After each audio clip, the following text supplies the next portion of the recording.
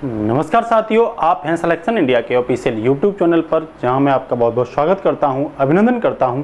आज हम आपको बहुत ही महत्वपूर्ण चीज़ बताने वाले हैं और हम ये बताने वाले हैं जो सूक्ष्म जीव होते हैं वो क्या होते हैं और ये किस तरह दुनिया को अस्थिर कर रहे हैं, किस तरह दुनिया को स्थिर करने में, मतलब दोनों रूपों में, नकारात्मक रूप में भी और सकारात्मक रूपों में भी, दोनों रूपों में ये क्या आते हैं, काम आते हैं।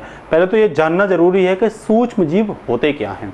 तो सूक्ष्म जीव बहुत छोटे से छोटे जीव जो होते हैं वो नन्हे जीव होते हैं, जिन्हें हम अपनी नंगी आंखों से नहीं देख सकते, बिना सूक्ष्मदर्शी के द्वारा इनको नहीं देख सकते।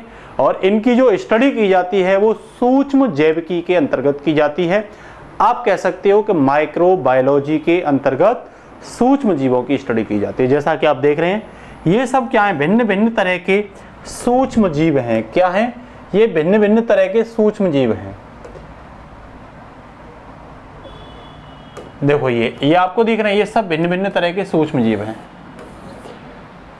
तो अभी एक स्टडी हुई थी, एक रिपोर्ट थी, उसमें ये बोला गया था कि जो एक चम्मच मिट्टी होती है, उस एक चम्मच मिट्टी में भी अरबों सूक्ष्म जीव होते हैं। तो जानना ये आखिरकार ये सूक्ष्म जीव क्या होते हैं। तो देखो, सूक्ष्म जीव बैक्टीरिया के रूप में हो सकता है, जिसे हम जीवाणु कहते हैं।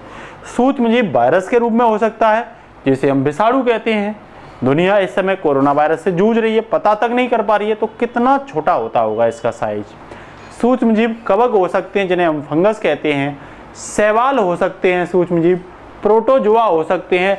रोटिफर भी हो सकते हैं, ध्यान रखना, रोटिफर भी हो सकते हैं। ऑर्किया हो सकते हैं, फंगस हो सकते हैं, ठीक है ना। और प्रोटिस्ट भी हो सकते हैं। तो सूक्ष्म जीव के बारे में अगर हम बात करें तो ये सकारात्मक कहाँ होते हैं, सकारात्मक कहाँ होते हैं। जैसे मान के चलिए दही में जो भी सूक्ष्म जीव पाए जाते हैं वो हमारे लिए सकारात्मक होते हैं। और नकारात्मक की दृष्टि देखोगे तो देखो कोरोना को देख सकते हो। बात यह है कि ये जो सूक्ष्म जीव होता है वो सर्वव्यापी होता है।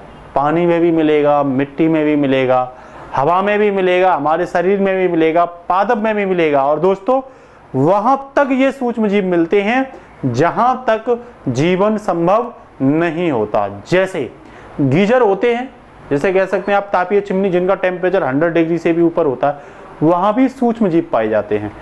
जहां टेम्परेचर बहुत कम होता है, जैसे अंटार्कटिका है, तो वहां ग्लेशियर, हम कह रहे हैं अगर एक दिन जलवायु परिवर्तन की वजह से ये ग्लेशियर हटेंगे तो यहाँ बहुत सारे विषाणु मिलेंगे जो काफी हानिकारक होंगे। तो सूक्ष्म जीव, वहां जीवन नहीं है लेकिन फिर भी सूक्ष्म जीव वहां पे क्या है, उपस्थित हैं। तो ये सर्वव्यापी इसीलिए है कि जहां जीवन नहीं है वहां सूक्ष्म जीव पाया जाएगा। तो चलते हैं, आज के लिए इतना ही, फिर मिलते हैं। जय हिंद, जय भारत दोस्तों।